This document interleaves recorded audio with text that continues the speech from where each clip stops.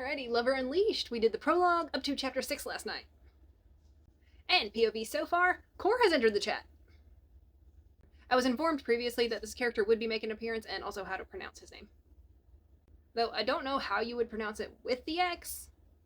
I mean, Score would work. But I know it's Core. But anyway, the prologue is a blast from the past, where we find out he's the son of Bloodletter, which also means he is V and Payne's brother. Do they know about him? I don't know. Probably not. But with the way Bloodletter ran his camp, I wouldn't be surprised if they had several siblings that they're not aware of. But in the past, Core and we get to witness the joy of Payne taking down her own father. And now Core has taken up his father's mantle and has vowed vengeance against Payne. New villain unlocked? Maybe. We'll see. Next POV we have is Dr. Manny Manilow, who is the same doctor who worked with Jane about a year and 4 books ago. He's had little small POVs before, and he is under the impression that Jane is no longer among the living. Which technically she's not, but that is a lot to unpack. We got Vicious. Haven't been inside his head in 4 books. He's kind of being inwardly and silently dramatic about Payne's condition and his new status as a twin. And then we got Payne. Her status is still under review.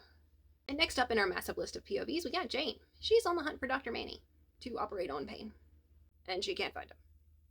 She searches the hospital, she searches his place at the Commodore, which is also the same place that Rev and V and Vin also had places.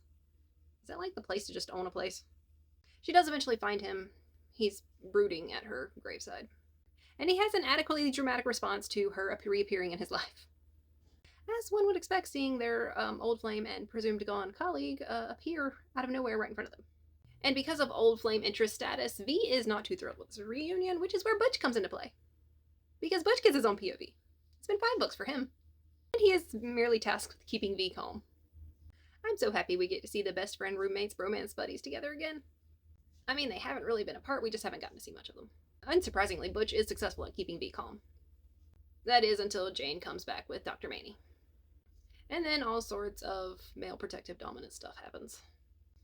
And then, as soon as Manny sees Payne, he is smitten. And that, of course, raises new male protective dominance problems from multiple directions. And finally, in this chapter set, we have Quinn.